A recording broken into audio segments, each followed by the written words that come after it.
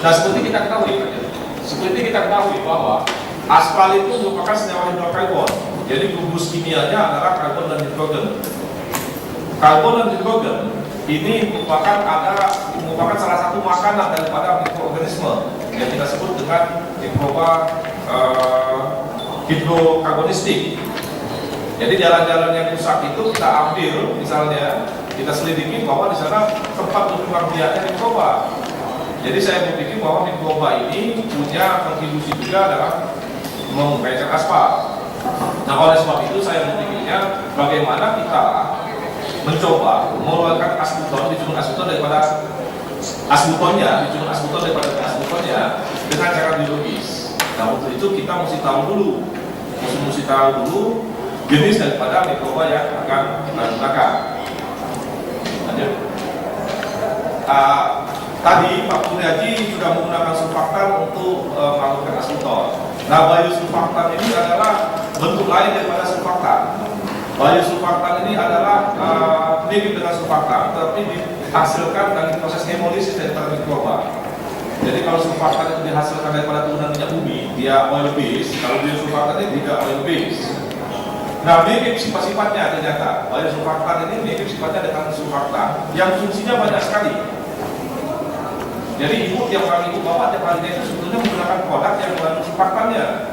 Misalnya kita gunakan body lotion, itu ada surfaktannya. Kita gunakan pasta gigi, ada surfaktannya. Kita gunakan minyak rambut, itu ada surfaktannya. Karena surfaktan ini fungsinya ada 256 fungsi. Banyak sekali fungsinya, sebagai pengencer, sebagai pelambung, sebagai pembusi, sebagai pembusan, dan sebagainya. Nah, bedanya biosurfaktan dengan surfaktan ini, biosurfaktan ini dia tidak toksin, ya, antoksin, ya. Jadi dia agak ramah lingkungan. Nah, biosurfaktan ini dihasilkan tadi oleh mikroba. Lanjut. Nah, studi ini bertujuan adalah untuk mengetahui apakah asbuton ini bisa juga menghasilkan biosurfaktan. Karena kita ketahui tadi di alam pusat itu ada mikrobanya, dan mikroba ini merupakan biosurfaktan, sehingga jalannya menjadi lunak. Nah, saya pengen tahu apakah asbuton ini juga bisa menghasilkan biosurfaktan, dan kalau itu bisa menghasilkan biosurfaktan, apa mikrobanya yang bisa mendapatkan biosurfaktan itu? Studi ini tahun pertama Pak, sehingga kalau makalah ini saya baru mendapatkan mikrobanya. Tahun keduanya kita mencari fungsi daripada surfaktannya, buat apa surfaktannya. Ya, nah, sebelum masyarakat penelitian tentu saja kita masyarakat studi pustaka. Ya, di sini karena saya sebutkan ada asbuton. Bapak tahu bahwa asbuton itu tadi adalah aspal alam di Indonesia yang unsur utamanya adalah karbon juga, ada mineralnya. Dan asbuton ini selama ini digunakan baik secara mekanikal, dipecahkan secara mekanikal sehingga mendapatkan asbuton sudin, ya, atau secara kimia menggunakan seleksi tadi. Lanjut. Nah, sedangkan mikroba pada jenisnya, nah di sini kita mencari mikroba yang hidrokarbonistik, yaitu mikroba yang bisa makan karbonat, bisa makan atom itu karbon, dan bisa makan hidrogen daripada bahannya. Ya. Mikroba ini untuk mengurai, dia sudah tidak asing lagi, karena mikroba ini pun sudah banyak digunakan pada proses penambangan minyak. Jadi sumur-sumur minyak yang sudah kosong, yang tadinya sudah dinyatakan sudah bersih daripada minyaknya, tidak bisa disodor kembali. Apabila dimasukkan ke dalam mikroba, maka sumur tersebut akan kembali menghasilkan minyak. Jadi waktu dinyatakan kosong itu masih ada minyak-minyak yang viskositasnya sangat rendah, sangat kental, yang terjebak pada celah-celah batuan, sehingga dia tidak bisa keluar. Nah, dengan batu mikroba ini minyak-minyak yang terjebak tadi menjadi keluar. Dari situ idenya, sehingga kita mencari apakah itu mikroba yang bisa menghasilkan asbuton. Ini tadi yang sudah saya katakan, beda surfaktan sama biosurfaktan, ya, sudah kita sebutkan. Nah, ini penggunaan mikroba pada penambangan minyak. Jadi minyak ditambang, begitu sudah dinyatakan habis, dimasukkan mikrobanya, didiamkan sebentar, nanti mikrobanya membawa minyak-minyak yang terjebak di sumur-sumur penambangan minyak, sehingga sumur tersebut bisa ditambang kembali. Nah, ini mikroba yang digunakan. Jadi banyak sekali mikroba yang digunakan untuk penambangan minyak. Dan celakanya, mikroba yang cocok untuk minyak belum tentu cocok untuk aspal, sehingga kita mesti mencari lagi mikroba yang ada yang cocok untuk menguraikan aspal. Ya, ini sama ya, jenis mikrobanya. Nah, untuk itu ada tahapan yang dilakukan dalam penelitian ini, yaitu mengisolasi bakteri penghasil biosurfaktan, yaitu bakteri indigen. Bakteri indigen itu artinya bakterinya harus berasal dari pulau Buton, tidak boleh didapatkan di tempat lain karena itu dia cocok dengan asbuton. Jadi mesti diambil dari pulau Butonnya, bakterinya. Kita isolasi, yang kedua, kemudian kita lanjutkan dengan proses screeningnya. Mungkin dari isolasi tadi kita mendapatkan berapa puluh jenis mikroba, terus kita pilih yang mana yang akan kita gunakan. Tahap selanjutnya adalah mengoptimasi. Mengoptimasi ini mencari kondisi yang ideal. Kondisi mana mikroba ini bisa menghasilkan biosurfaktan, kondisi di mana mikroba ini bisa berkembang biak dengan baik. Ya. Jadi kita optimasi. Yang keempat adalah mengidentifikasi jenis mikrobanya. Nah, ini menjadi tahap satunya. Tahun ini lanjut ke tahap 2-nya, yaitu mengidentifikasi daripada biosurfaktannya dan mencari cara bagaimana apakah bisa biosurfaktan yang dihasilkan oleh asbuton ini digunakan untuk mengedukasi asbuton. Ya. Nah, ini Pulau Buton, Pak. Inilah tambang asbuton, deposit asbuton di Pulau Buton. Jadi mengambil mikroba di Pulau Buton itu tidak boleh di tempat-tempat yang kering sama sekali. Jadi dia bekas-bekas menambahkan mesin asbutonnya. Ya, seperti di sini dilihat, ya. Di sini ada mikrobanya, kalau di sini tidak ada mikrobanya, karena dia kering sama sekali. Jadi dia di sini ada mikrobanya. Nah, sampel-sampel ini yang kita ambil, kita bawa ke lab untuk terisolasi. Ya. Ini sifat dari asbutonnya tadi, Pak. Yang tadi saya ambil sampelnya, saya kasih dulu, kita lihat ini sifat asbutonnya. Sehingga saya pengen tahu asbuton ini apa mikroba itu terdapat tak kalau asbutonnya sangat keras sekali. Di sini kan asbutonnya penetrasinya sampai 1 ya. Sampai 1 ini keras sekali. Ternyata di penetrasi yang 1 pun mikroba itu ada. Ya, jangan yang lunak, yang keras pun dia ada. Nah, ini saya mengembangkan mediumnya. Jadi untuk mengembang dia kan mikroba itu dia perlu makanan, perlu rumah, perlu tempat. Ya, ini tempatnya. Ya, tempat kita mengembangkan mikrobanya, kita campurkan semua bahan ini, ya, masuk SKKG-nya untuk ini vitaminnya, SKKG ini supaya dia tumbuhnya dengan cepat. Jadi mikroba pun vitamin ternyata, ya, lanjut. Semua bahan tadi kita campurkan, ya, masukkan ke sini, dan di sini mesti dijamin bahwa tidak ada mikroba lain yang masuk. Jadi prosesnya mesti steril di sini. Ini tempat sterilisasinya, terus kita kocok, ya, jadinya seperti ini, seperti susu ini. Ini makanannya, tempat hidupnya. Lanjut. Nah, dari sana tadi kita masukkan mikrobanya, ya. Kita masukkan mikrobanya terus kita kocok kembali, dibagi kocokan. Lalu dari sana kita namanya inkubasi, kita simpan dia sampai dia tumbuh. Ya. Setelah dia tumbuh kita ambil di sini, kita semai. Jadi tadi tumbuh kita belum tahu tumbuhnya yang mana, kita semai di sini. Yang mana yang paling banyak tumbuh, ya. Lanjut. Nah, ini perkembangannya. Perkembangan pada mikrobanya. Ini yang tabungkan tadi, yang keras, ya. Di sini yang LWD, yang agak lunak, di sini lebih lunak lagi. Jadi semakin lunak asbutonnya, semakin banyak mikrobanya. Karena dia sudah berkembang biak, maka daripada karbon dan hidrokarbon yang ada di aspal. Nah, dari sana tadi kita ambil yang banyak tumbuhnya, kita masukkan ke dalam medium baking ini, sama mediumnya. Ya, tapi ini medium padat baking, tadi medium cairnya, ya. Di sini dipadatkan. Kita kasih lagi vitaminnya, agar jelly vitaminnya. Jadi agar yang batangan itu bukan yang apa, yang bubuk ya, yang batangan. Kita masukkan ke sana sehingga dia jadi jelly. Di sini kita biarkan lagi di tahap 3 ya. Kita inkubasi lagi dia sesuai lagi supaya dia tumbuh ya. Nah, ternyata dari penyemaian tadi, dari semua yang ada, ternyata cuma 30 yang hidup. 30 jenis mikroba yang hidup indigen ya. 30 mikroba indigen yang hasil diambil daripada Pulau Buton. Ada 30. 3 hidup di Terbuka, 13 hidup di Lawene Saka, dan 14 hidup di Lawene Kirana Bakti. 14 hidup di Lawene Kirana Bakti. Yes. Nah, dari 30 ini kita mau analisis yang mana yang bisa menghasilkan biosurfaktan. Karena kita ingin mengedukasi asbuton dengan menggunakan mikroba. Nah, mikroba yang bisa mengedukasi asbuton adalah mikroba yang menghasilkan biosurfaktan. Karena biosurfaktannya nanti digunakan sebagai pengencer daripada asbuton. Ya. Ini kita kembangbiakkan semua, kita lihat analisis pertumbuhan dan analisis ya, biosurfaktannya. Kalau dia menghasilkan biosurfaktan tapi tumbuhnya setahun lagi, itu sama dia bohong. Artinya kita nunggu setahun dia untuk apa namanya itu produksi. Tapi kalau dia tumbuhnya sebentar, biosurfaktannya tidak ada, juga sama dia bohong. Jadi dua-dua ini mesti kondisinya optimal ya. Ini kita tumbuhkan. Ini kode-kodenya 30. Nah, yang kita lihat di pertumbuhan ini adalah kecepatan dia tumbuh. Berapa lama dia tumbuh? Karena mikroba itu tumbuhnya seperti grafik parabola. Nggak ada tumbuhannya terus sedikit lagi dia. Karena makanannya sudah habis.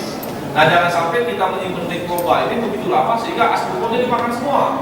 Habis aspargumnya. Nggak kebagian ini hasilnya. Ya. Lanjut. Nah, ini OD-nya. OD itu apa namanya optic density-nya. Ini tumbuhannya. Yang makin tinggi OD-nya, artinya makin lebat tumbuhnya mikroba. Kalau kita mau bahasa tumbuhan, makin banyak dia, makin dense. Dalam satu tempat ini makin dense dia, artinya makin banyak mikrobanya. Lanjut. Nah, selanjutnya mikroba tadi yang sudah tumbuh tadi kita analisis, kita lihat lagi analisis yang lain, yaitu apakah dia menghasilkan biosurfaktan. Ya. Lanjut. Lanjut. Nah, ini kita lihat, ini mikroba yang 30 tadi, ada yang menghasilkan biosurfaktan atau tidak? Yang ini, ya, ini media asalnya, ini media aslinya, pada saat kita menumbuhkan, ya, kita pulung dia, yang ini tidak tumbuh, maksud saya bukan tidak tumbuh, tidak menghasilkan biosurfaktan, hampir sama dia, tapi yang ini menghasilkan biosurfaktan. Dari mana kita tahu dia menghasilkan biosurfaktan? Jadi yang penting ini adalah biosurfaktannya. Ya, yang ini adalah biosurfaktannya. Nah, ini yang menghasilkan dari 30 tadi cuma 7 ternyata yang menghasilkan biosurfaktan. Jadi 7 mikroba dari 30 yang menghasilkan biosurfaktan. Nah, 7 ini kita pengennya 7 ini OD-nya tinggi, biosurfaktannya juga banyak. Ya, OD-nya tinggi, tapi kenyataannya OD-nya tinggi, biosurfaktannya belum cukup tinggi. Sehingga antara satu dengan yang lain mesti dikawin silangkan. Ya. Nah, seperti kita lihat di sini ya, kalau dia dari biosurfaktannya, RS5 yang paling banyak menghasilkan biosurfaktan, tetapi tumbuhnya sedikit. Yang tumbuhnya banyak itu adalah RK3A, tapi biosurfaktannya sedikit. Jadi ini buahnya lebat tapi asam, ini buahnya sedikit tapi manis. Nah, kita pengen buahnya lebat tapi manis, sehingga kita kawin silangkan dua ini, RS5 sama RK3. Ya, kawin silangkan aja. Nah, ini kita sudah kawin silangkan RS5 sama RK3. Kita coba juga yang lain. Jadi ada yang pertama, yang kedua, yang ketiga. Ternyata dia menghasilkan biosurfaktan yang paling banyak dengan kode yang tinggi.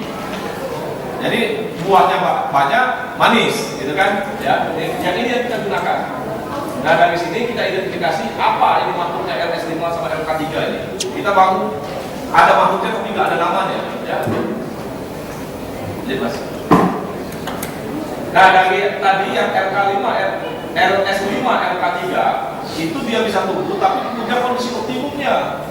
Pada kondisi apa dia paling banyak tumbuh, ya? Pada tempat apa dia paling banyak berkembang? Pada kondisi apa dia paling banyak menghasilkan biosurfaktan? Nah, di sini kita coba-coba lagi. Ternyata ini kondisi optimumnya. Ya, ini kondisi optimum untuk mengembang biakan dia.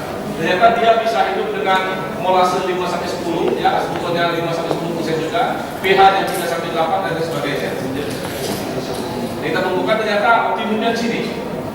Bahwa kandungan aspargumnya bisa hidup 1% makanannya, ya, kandungan molasenya 10%, pH-nya mesti normal dan dapat dibiarkan pada temperatur ruang. Ada kurva pertumbuhannya ya. Kita lihat di sini. Kalau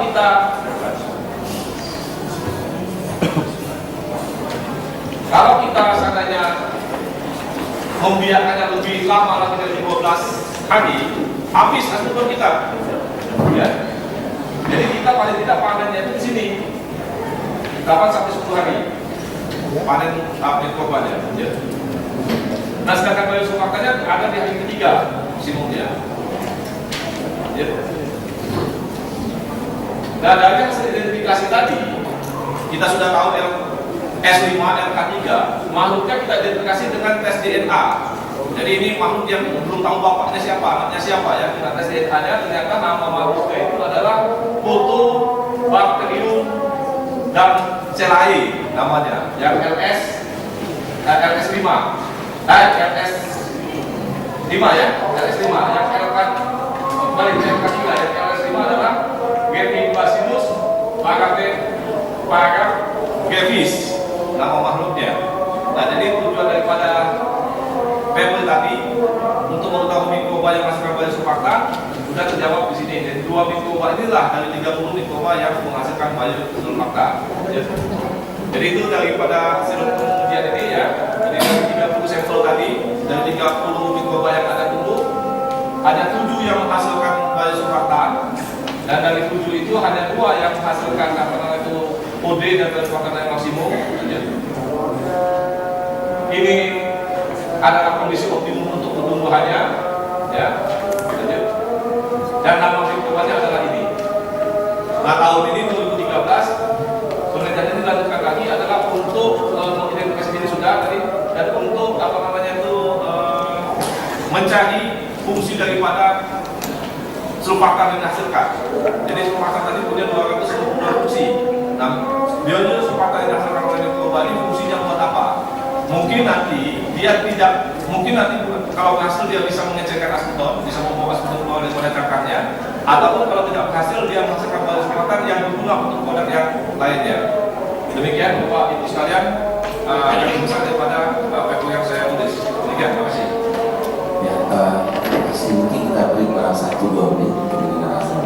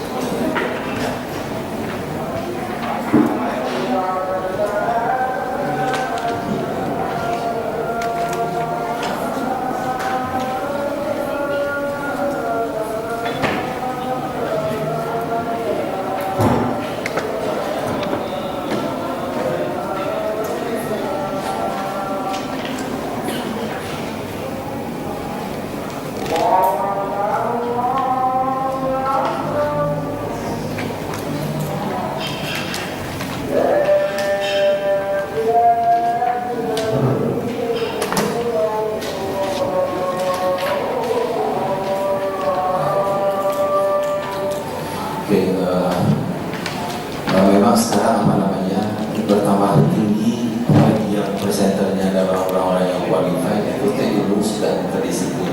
Jadi kita tidak bisa bicara civil engineering civil engineering campur dengan elektronik, dan ini dengan bioengineering.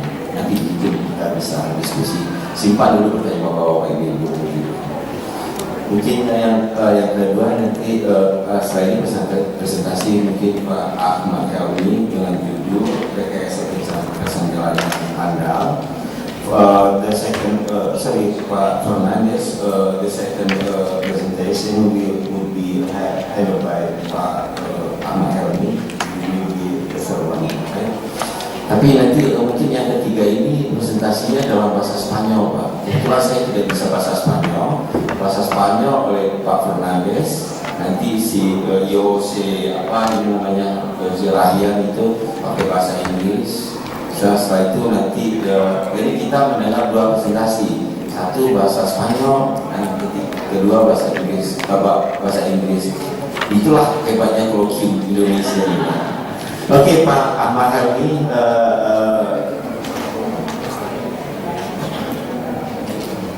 Pak Ahmad Helmi, the time is yours.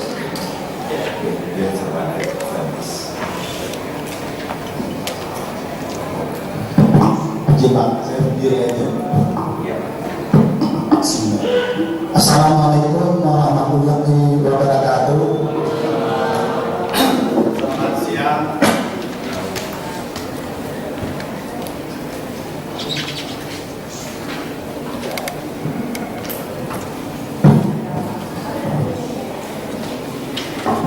Biasa.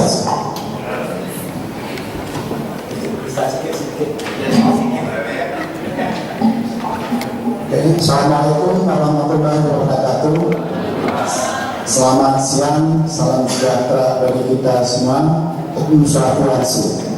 Baiklah, kami akan menyajikan suatu tulisan dari makalah rekayasa perencanaan perkerasan jalan yang handal mengantisipasi perubahan perilaku pengguna jalan. Jadi saya di sini dari Puslitbang Sosial Ekonomi dan Lingkungan Balitbang Kementerian Bidang Umum.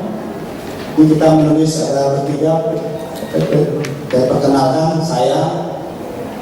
Ini kemudian penulis kedua Pak Masuri, berdiri Pak Masuri. Nah, Pak Masuri, Pak Dr. Bambang Yanto lagi diunjuk lagi ngajar. Oke lah, jadi ini mungkin kita membuat judul ini mungkin bisa membantu bagaimana keadaan permasalahan jalan ke depan, juga penggunaan suatu peraturan-peraturan yang bisa mengakomodasi daripada pengguna jalan. Baiklah, kita lanjutkan. Seperti kita ketahui, jalan itu tentu direncanakan sesuai dengan volume lalu lintas, kondisi daripada tanahnya, CBR-nya, keadaan cuaca, kemudian bahan daripada perkerasan dan juga kekuatan tanah itu, sehingga mendapatkan suatu peta perkerasan jalan. Tapi dalam penggunaannya berbeda dengan perencanaan, karena dalam penggunaannya banyak muatan-muatan yang melebihi daripada beban standar yang kita hitung, sehingga akibatnya salah satunya penyebabnya umur jalan itu menjadi lebih pendek. Walaupun tidak terlepas dari kemungkinan yang lain, pengaruh umur jalan itu lebih pendek juga disebabkan oleh drainase, kemudian juga disebabkan oleh mutu daripada konstruksi jalan itu sendiri. Tapi pada makalah ini kita mengaji masalah bebannya yang berpengaruh terhadap struktur perkerasan jalan itu. Lanjutkan. Jadi latar belakangnya tentu meningkatnya muatannya, tentu dilayani oleh sarananya juga ditingkatkan, dimensi daripada kendaraan itu dirubah, kemudian juga bebannya juga bertambah.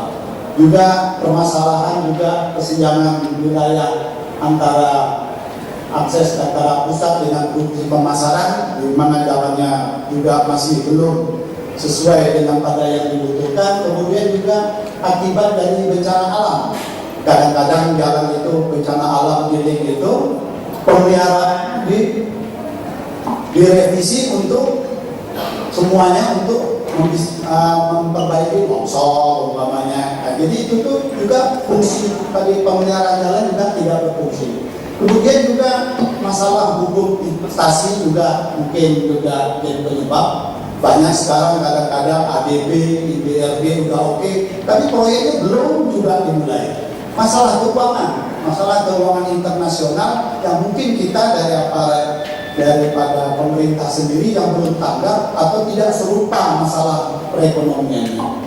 Kemudian juga kebutuhan transportasi nasional, juga kita terlalu Trans Asia, kemudian Pantura Trans Asia. Kemudian juga reformasi dari penyelenggara, yang mana masyarakat sekarang sudah bisa berpartisipasi dalam pembangunan jalan itu, baik dari segi pengawasan masyarakatnya seperti jurnalis, kemudian juga memperhatikan langsung ke lapangan, juga menginformasikan kepada aparat pemeriksa dalam pelaksanaan pekerjaan jalan. Kemudian lanjutkan. Kemudian juga tentu kita mengerucut lagi masalahnya bagaimana sosial ekonomi lingkungan yang terjadi akibat ada muatan lebih. Jadi kita hitung pengaruh-pengaruh sosial, ekonomi dan lingkungannya. Kemudian bagaimanakah muatan sumbu terberat itu kenyataannya di lapangan. Kita bandingkan dengan desain.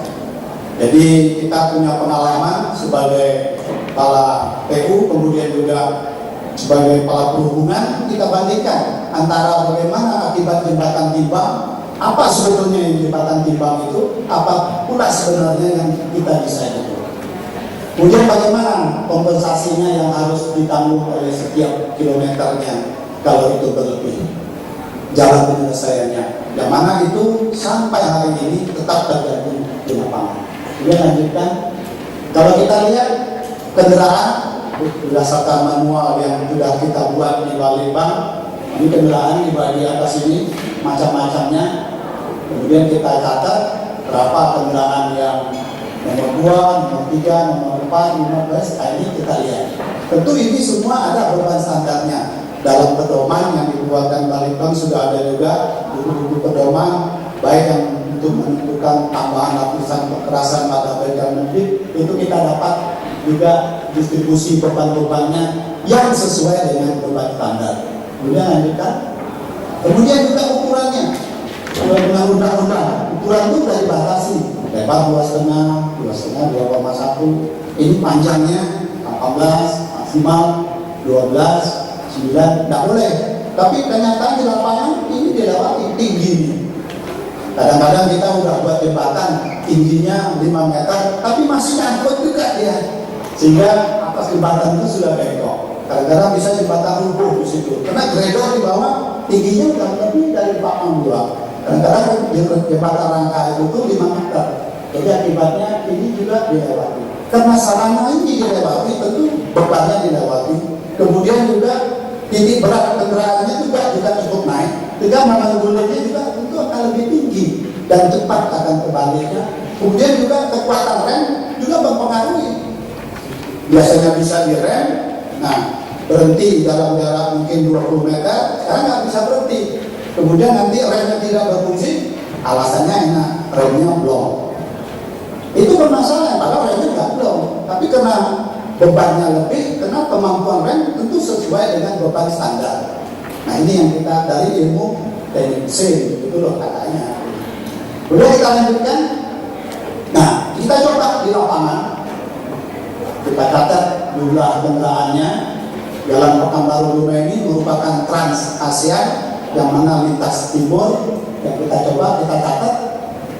Kemudian kita desain bagaimana ini pengaruhnya di lapangan. Kemudian ini berdasarkan data ini dikeluarkan oleh Bina Marga, jadi SNTV di provinsi itu nanti diserahkan, didesain dapatlah kebal kekerasan sesuai dengan kebal standar. Kemudian kita lanjutkan. Nah, jadi semuanya sudah kita bagi terus pokoknya bentuk nyata kesatuan daripada 8,16 ton itu atau 80 kg Newton itu kita selaraskan, sudah bisa kita jumlahkan. Jadi umpamanya ayam sama kambing dijumlahkan itu tidak bisa ekornya, tapi kalau uangnya bisa dijumlahkan, mungkin jadinya 630.000. Nah inilah maksudnya Excel itu bisa dijumlahkan. Pak moderator itu lebih menguasai di sini. Jadi ini supaya kita tuh tahu bahasa kendaraan itu bukan jumlah kendaraan, bebannya yang dijumlahkan. Berapa ekuivalen standar Excel itu yang dijumlahkan.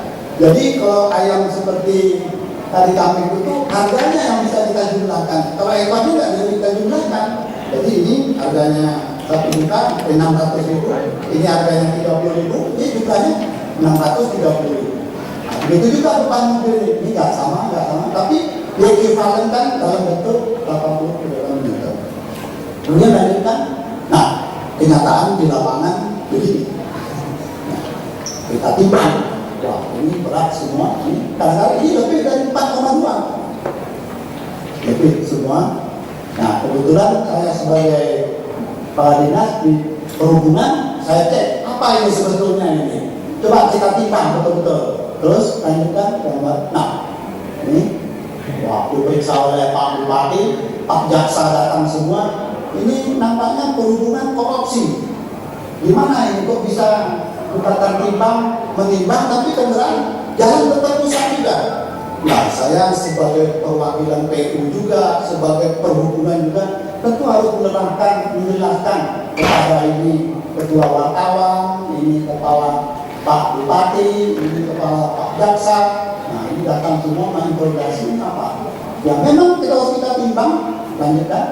Nah kenyataannya begini, ada kesetimbangannya. Ini mobilnya masuk, overload. Nah, itu barangnya harusnya diturunkan sesuai dengan perda. Nah, tapi tidak Pak, kayak 80.000 aja.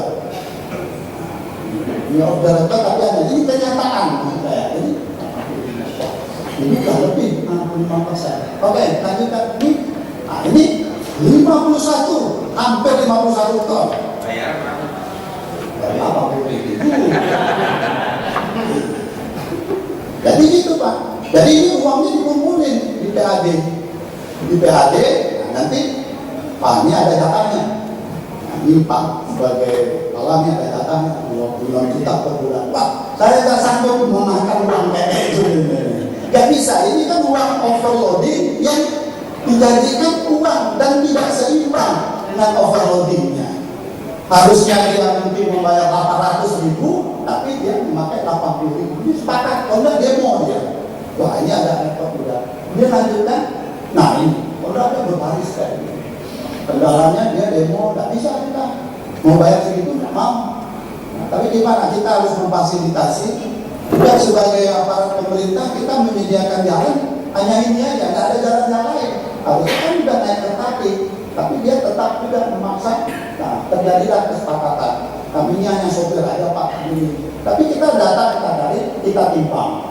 Kemudian kita timbang semua kendaraan, lanjutkan. Nah, kita jadinya pusing. Gimana perbantuan kayak ini?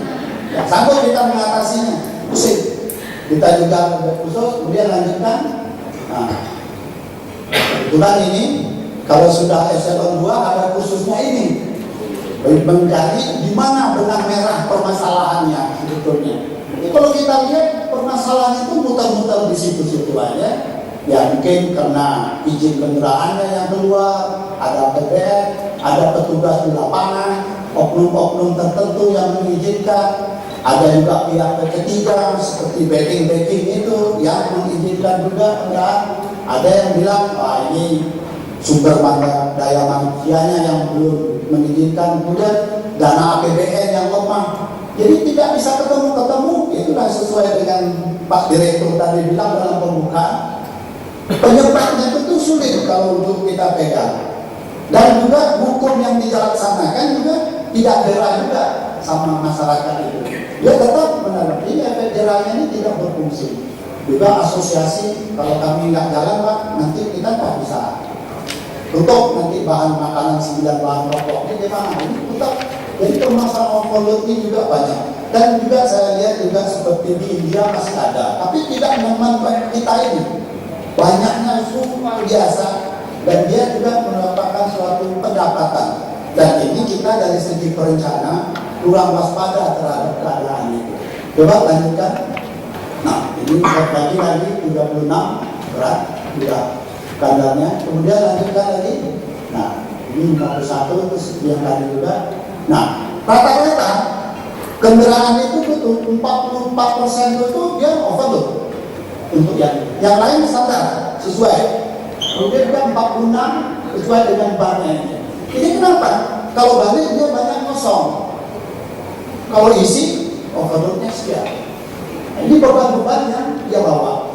Kita kontribusi.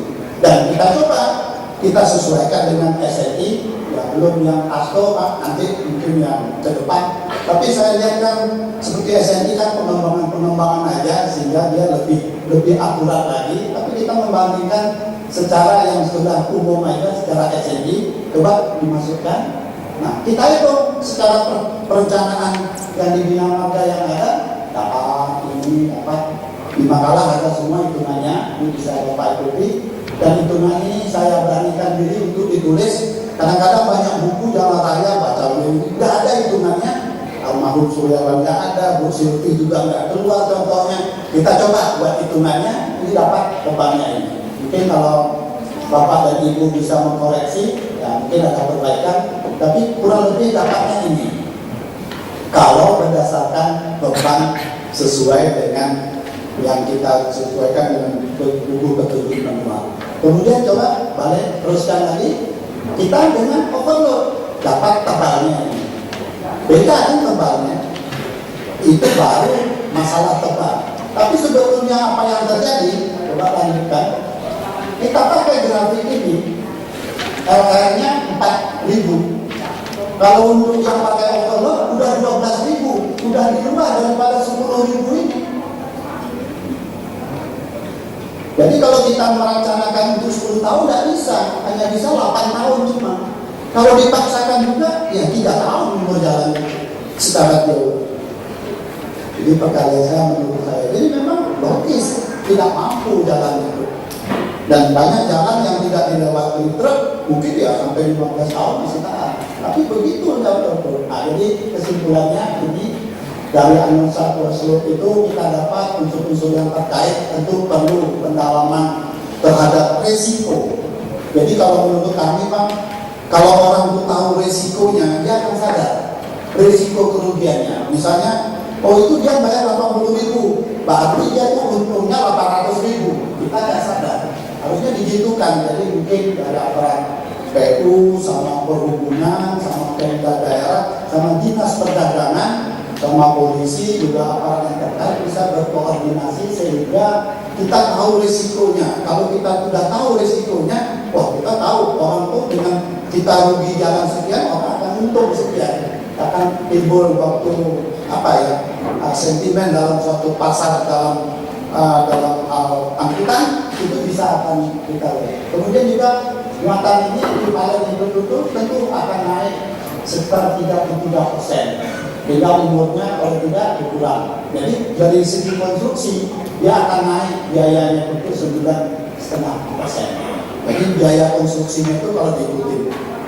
Jadi kesimpulannya mungkin sarannya selanjutnya ya tentu biaya yang 19,5% itu tentu harus ditanggung oleh orang yang overload itu, baik dalam bentuk sumpamanya pajak atau STNK yang bisa diakomodasi. Kalau enggak ya tidak diizinkan.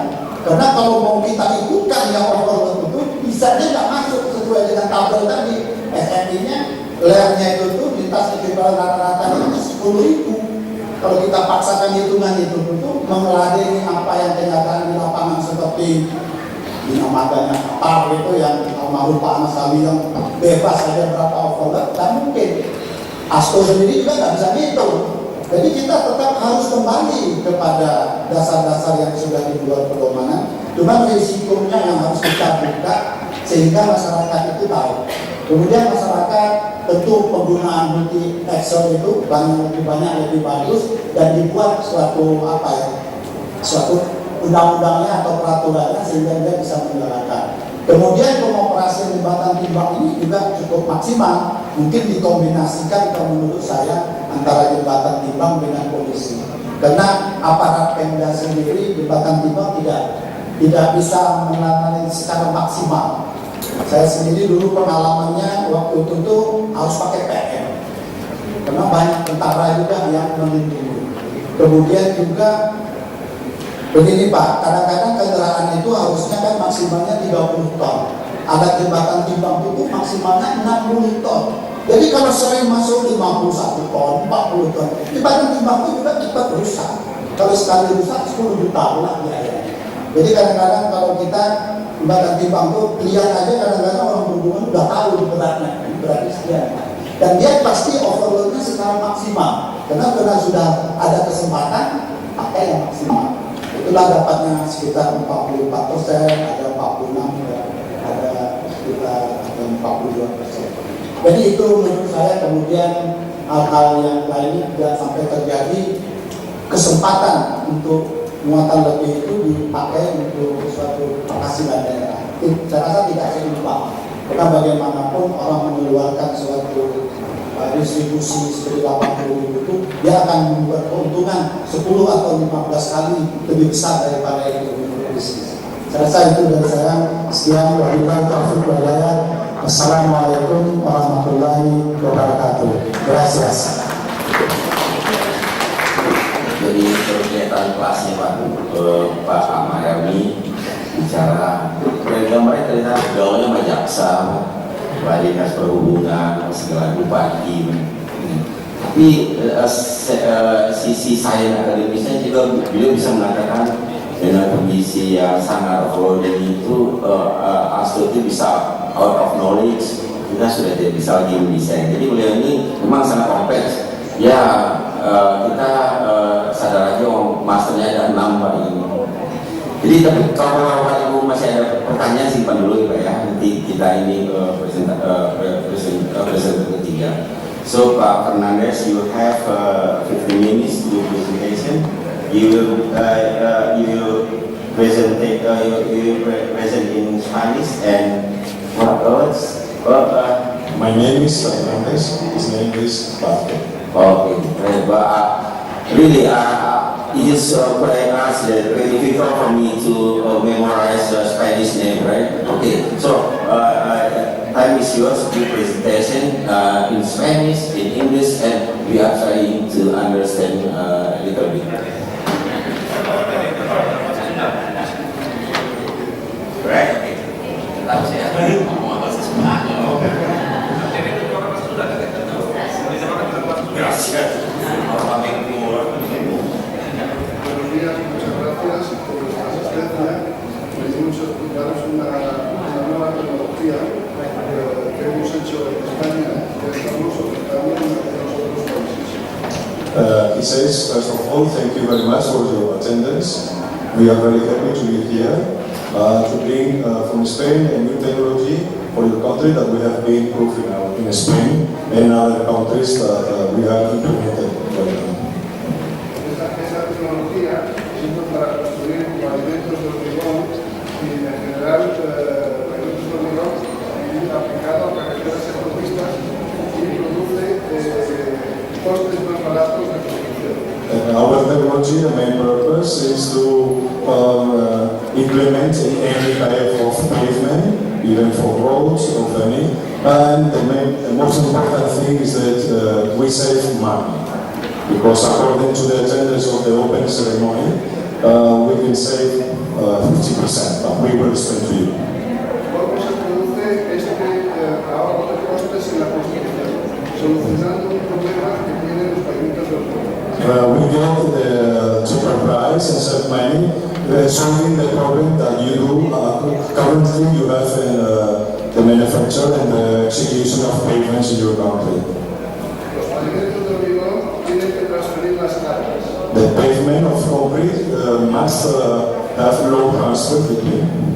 Pero la transferencia de cargas no se produce de forma permanente. But this low transfer country to your country, you don't get it permanent, in a permanent way.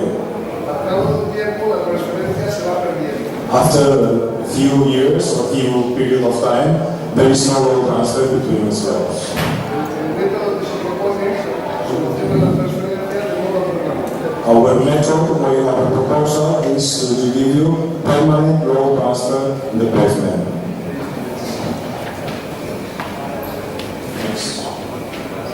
Esto es lo que vamos a hablar, las ventajas. This is the index that we are going to explain to you. The first of all is the advantage of permanent low transfer using our technology. La actual situación es que los costes de construcción son muy caros. Currently in your country, the cost of construction of execution in a pavement are very, very expensive. La solución propuesta es económica, del orden de un 50% del coste de construcción del simple.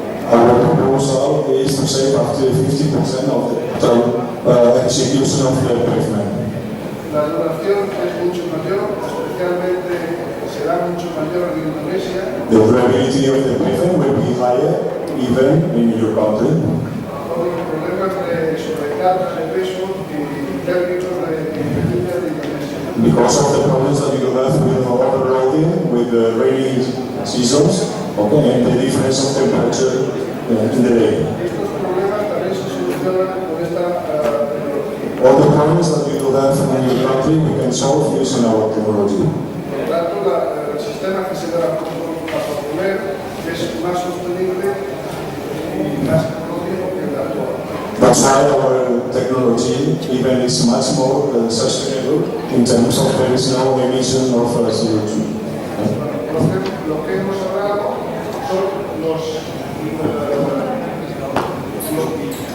las consecuencias que presenta la tecnología actual. This is the consequence of the current use and way of construction in the country.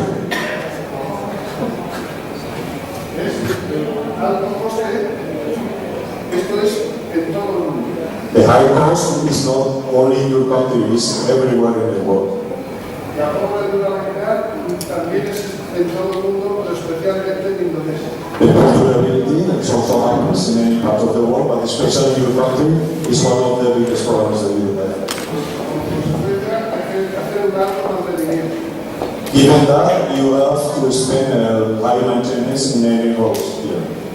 La construcción es lenta por la ejecución de varias capas de encima. You have a slow construction because the execution in your pavement, as you have to put several layers, it is very slow. Hay una pérdida de la regularidad superficial que se produce enseguida. The loss of regularity happens very soon as a consequence of the solid.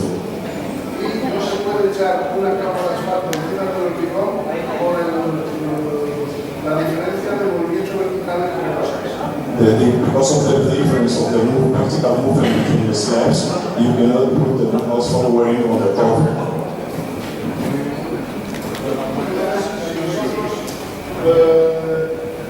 Si nosotros conseguimos con transferencia de carga permanente, If we get a concrete with permanent load transfer, se arreglarán todos estos problemas que hemos enumerado. all the problems that we have shown before, they will disappear. Y incluso la posibilidad de echar una capa de asfalto encima del pavimento del terreno. And even we have the choice to put the asphalt weighing codes on the top of the concrete pavement. Vamos a analizar qué tipo de material debemos usar para conseguir estos objetivos. To get this proposal, we are just showing the different types of things. A modo de referencia, lo que tratamos de conseguir es que al suelo le lleguen las mismas presiones. We have to get that we have 70% the cement to the ground. Esto lo podemos conseguir con 10 centímetros de acero, We can get it with only just 10 centimeters of thickness of steel, 40 of asphalt, and only just with 20 centimeters of concrete. con estos espesores, el suelo trabaja igual. With this thickness, the reaction of the ground is the same. Sin embargo, el coste es muy diferente. But there is a big difference in the cost according to the steel also of concrete use. Naturalmente, el acero no se usa nunca, Naturally, the steel is not never used salvo para ferrocarriles except for railways y casos muy especiales de aterrizajes en tipos de terreno. and only just special specifications for landing for airports or vehicles or something. De acuerdo con estas consideraciones, el hormigón es el material lo que es el que tiene más bajo coste y produce el mismo beneficio. According to this specification, concrete is the low-cost material. Entonces, lo que hemos hablado es que hay un problema técnico a resolver. We have a technical problem that we must solve in your country. Entonces, si resolvemos este problema, If we solve it, podemos encontrar que hay una permanente transferencia de cargas we have to get a permanent transfer of load between the packages. y conseguiremos todos los beneficios And as a result of the permanent load transfer, we will get all these y con la resolución de este problema técnico. with the resolution of this technical problem. En consecuencia, tenemos que es más beneficioso. As a result, as we see of the all these methods, economically is more beneficial. Aquí tenemos el costo de un kilómetro de autopista en España a los precios que había hace 2 o 3 años. Since 2 years, this is the cost of construction of 1 kilometer in our country, in terms of euros, okay? Una carretera de asfalto cuesta 1.250.000 euros.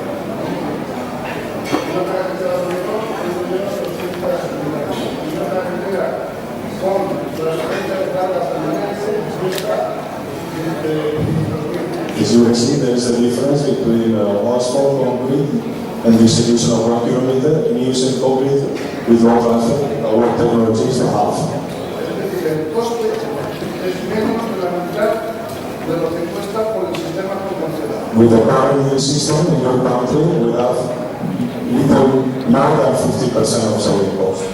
La durabilidad también la podemos aumentar si conseguimos hacer un sistema permanente de transferencia de carga. The durability will be higher if we get the low transfer slabs. Esto lo podemos conseguir haciendo losas pequeñas. How do you get it? Just making the size of the slabs smaller. Cuando las losas son pequeñas, los momentos flectores son mucho más pequeños. When the size of the slab are small, the pumping method are very low. Una losa muy grande, cargada en el medio, The big size of the slab with the big load in the middle tiene un gran momento flector. has a big moving factor. La reacción del suelo provoca en el The medio reaction of the soil un gran momento flector. will prevail. Pequeña, la reacción del suelo, When the size of the slab is very small, the reaction will be. pero esto solo se puede hacer si la transferencia de cargas es muy buena. We get it only if we have a permanent load transfer in the slab. Entonces, nosotros podemos reducir las tensiones. So we get decreasing the stress. Reduciendo tensiones pequeñas, la durabilidad individual. Having the results of the stress very low, the durability of the slab will be higher. En España se exige el proyecto 20 años para el asfalto. In Spain, the projects, all the projects, minimum should be no less than 20 years. 30 años para el hormigón. 30 years for concrete. Por este sistema lograríamos que durara indefinidamente. With our system, the durability of the pavement will be more or less 200 years. Veremos una fotografía de cuál esto ya se va a demostrar. We are going to show you a few photos, especially one that can prove what I'm talking about. Entonces, ¿por qué ese coste es tan pequeño? Why the cost is so small compared to the others? Porque eliminamos las capas de soporte, de base y de subbase. Because we eliminate all the layers below the concrete and the substrate, no layers. Entonces, ahorramos That's why we save transporte de tierras, also in the transportation of sand, energía, energy and CO2 emissions. emisión de CO2 y materiales. Melts of raw materials. La aportación a las energías. The raw materials to apport to the pavement. There's no. La velocidad al tener que hacer una sola capa aumenta mucho. Just to make only just to put one layer of concrete, the speed of the execution is very high. La seguridad de la obra también aumenta It's much secure, the execution, y podemos prácticamente eliminar el mantenimiento. and almost we eliminate because there is no maintenance after the execution of the pavement. There is no cost of maintenance. Aquí están puestos los espesores These are the thickness. habituales de una autopista en España, de asfalto, de hormigón. This is the thickness currently of our country in Spain, using asphalt, concrete, and with our technology. Y este es el espesor que se puede usar para autopistas. Para This is- las carreteras puede ser más pequeño. This is the thickness for highways and toll roads. For national roads, the thickness could be even smaller, 22 centimeters on the earth. Estos son los costes aproximados que hemos calculado en Indonesia. This is the cost that we have calculated in your country according to the use of asphalt, concrete, Por metro cuadrado. by meter square. Teniendo dos capas asfálticas, una de cuatro y otra de 8, Supposing to have two layers, 30 centímetros de base, 30 centimeters of base, and 45 of surface. So great. el coste nos sale 400.000 euros. 400,000 rupiah per square meter. En hormigón convencional, que se usa en Indonesia, Using the conventional concrete in the country, se utiliza 30 centímetros de losa, 30 centimeters of thickness of the slab, 10 centimeters of low concrete, and 30 centimeters of aggregates. You have to add the well gas price and barriers. The total sum is 480,000 euros per square meter. This is 32 centimeters of the slab, which price is 176,000. Our joints, the cost of our joints, and the total cost is 250.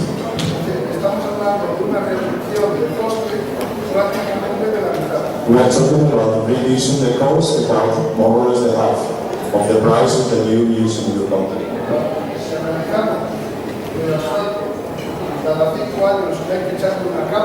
If you analyze that each 5 years in your country, you have to put on the top another layer of asphalt.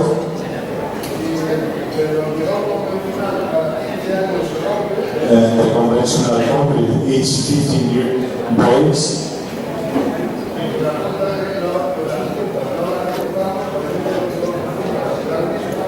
And we have the same house with a pavement using our joints.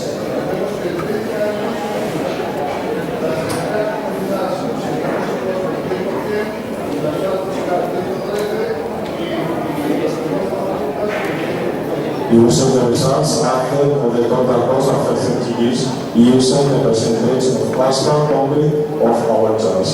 The price of our joints is the same after 30 years.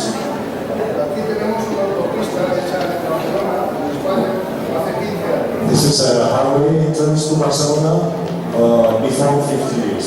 Could you speed up your presentation, please?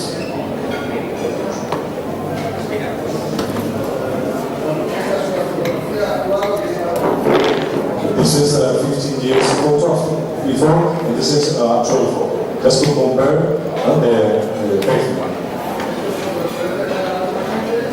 And this is using the upper part, using our joints, permanent load transfer, and not using.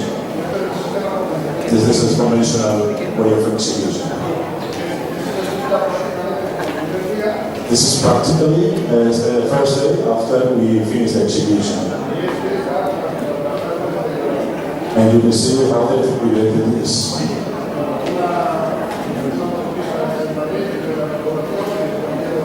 This is the main entrance highway to Madrid, tramway. Different types of pavements that can be executed when using our system. Tramway, Barcelona Harbour, and this is Barcelona Airport, and this is another highway. Houses also.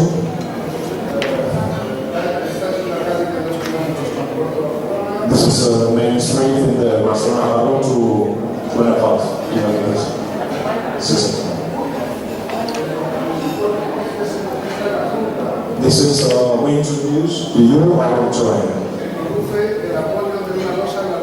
The conditions that this land are supporting each other. This is the rule that introduces our joints into the concrete.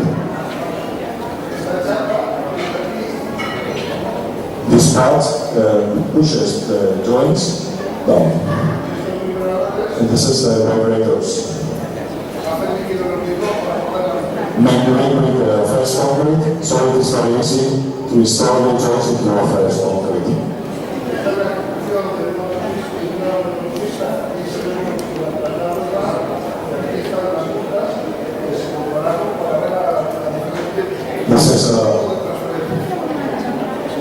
This is a highway in the United States, and the upper part of the photo using the double bars to compare with our zones.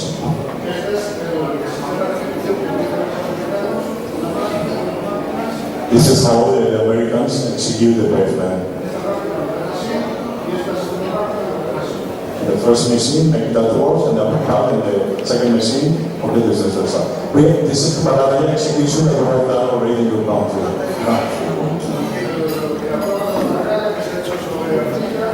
This is with execution with clay, conditions of the soil. We started to put the joints.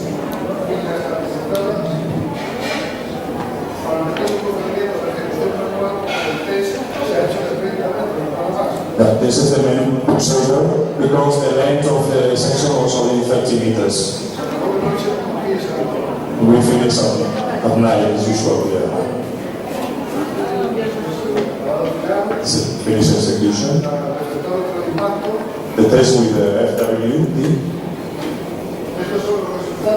This is the results of our April and June.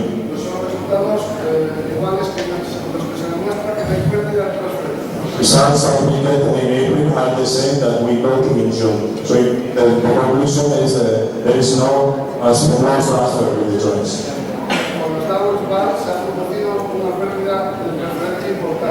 With the double bars that we compare in front of our section, there is a certain percentage of loss of transfer.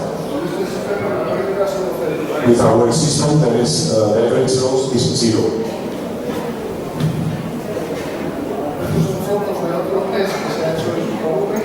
This is photos of the second trial in Sukabumi.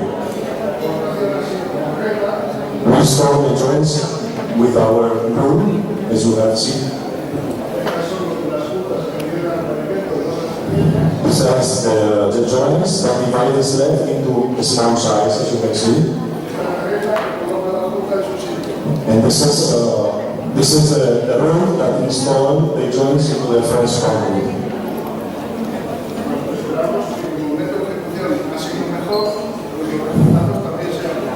The results of Sukabumi trial will be very good because the execution was better than Ibarra.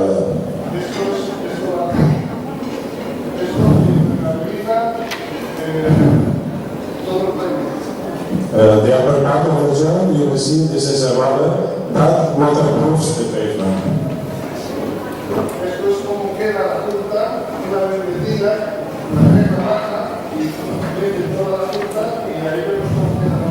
You see once the rule pushes the joint into the first concrete and how it is finished fall into the first concrete.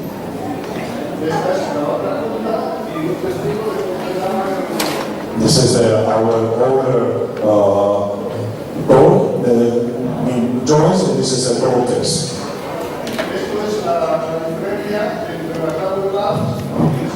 This is the main difference between double bars and using our system.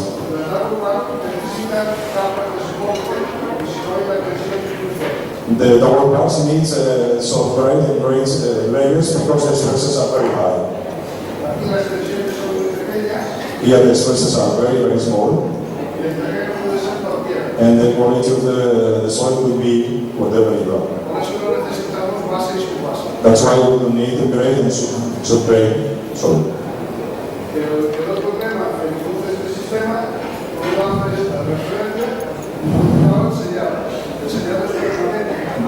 The second main purpose of using our system is that we get permanent load transfer and the seat of the slabs are permanent. As you can see, there's a leaf floating over water.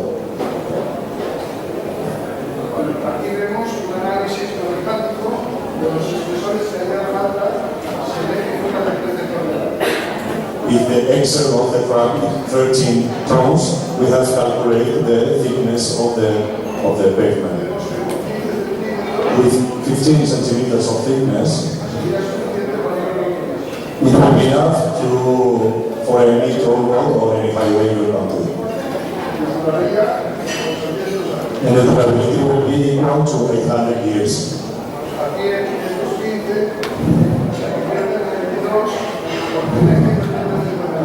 Here the thickness of 15 becomes 22 because the axle actually is not 30, it's higher, as you know.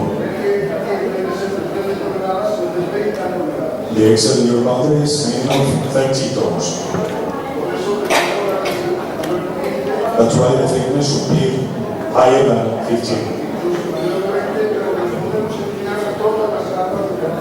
Could be 20 or a little bit more than 20, but all the layers below the concrete we eliminate all of them. Thank you very much for your time. Thank you.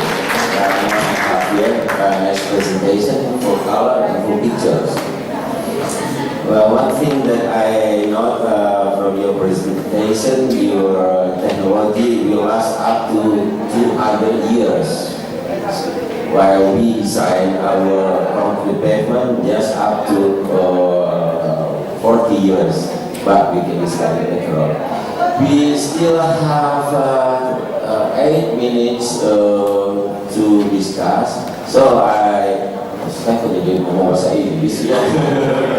Oke, saya minta mungkin 2 sesi pertanyaan, mungkin 3 dari kubu Persib sebelah kiri, mungkin 3 lagi nanti dari kubu Persija sebelah kanan. Mungkin untuk ini saya minta dulu dari kiri 3 pertanyaan, baik tolong sebutkan apa namanya pertanyaan ke Pak Anwar, ke Pak Pak Ahmad Helmi dan ke Pak Hafir.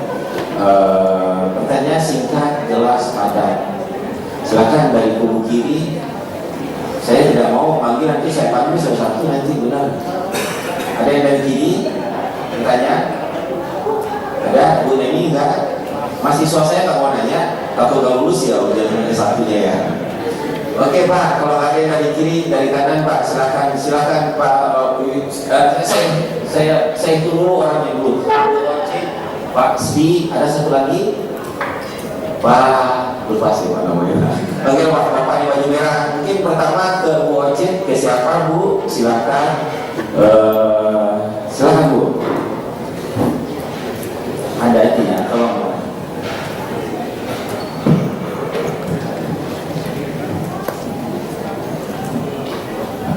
Terima kasih.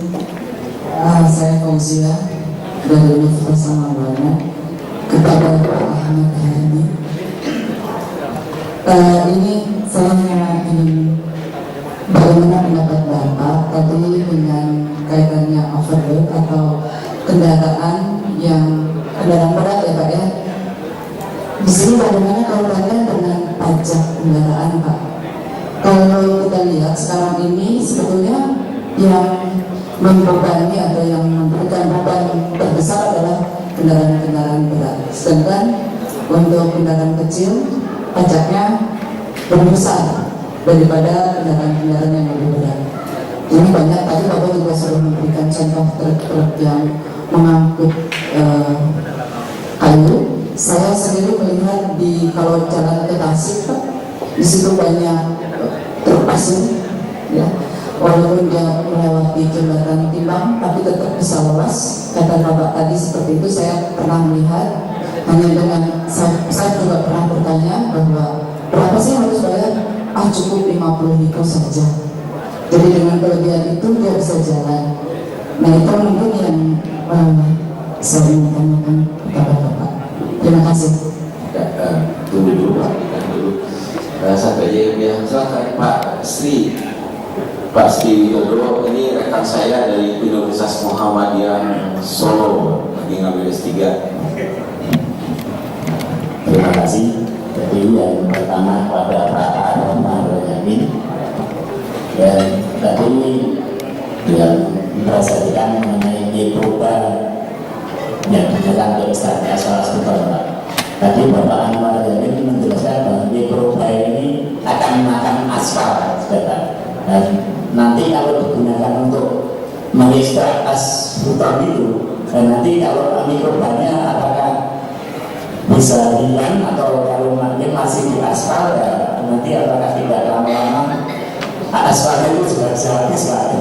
Pertama memang keluar tapi lama-lama karena itu berbanyak aspalnya bisa habis. Apakah ada kemungkinan demikian? Kemudian yang kedua kepada Bapak Helmi, ini juga rekan saya di BNB dan juga di ya. Jadi tadi banyak menyoroti masalah overloading ya. Jadi yang dalam rencana kita itu saya itu pergerakan dibebani dengan suhu standar 8 ton ya secara berulang sampai lelah gitu ya, akhirnya rusak. Tapi banyaknya overloading, apakah tidak kemungkinan ada untuk barisan saja lagi dengan analitik gitu Pak ya. Jadi saya lihat dulu Pak ini malah cenderung kita di game ya, berarti mungkin bisa secara mekanik gitu Pak ya. Jadi mungkin kalau mungkin hanya 8 ton ya bisa dengan kelelahan, tapi kalau mungkin sampai berputar, saya kira mungkin perencanaan lebih ke mekanik lah ya. Teman mungkin juga Ustaz Zakir ya Ustaz Zakir, you were introduced to us the YouTube program design by permanent book transfer ya. It's been the YouTube will increase the strength of computation. Yeah. How we use the process of payment thickness by your method. Yeah. For 90%, the process will increase by your method.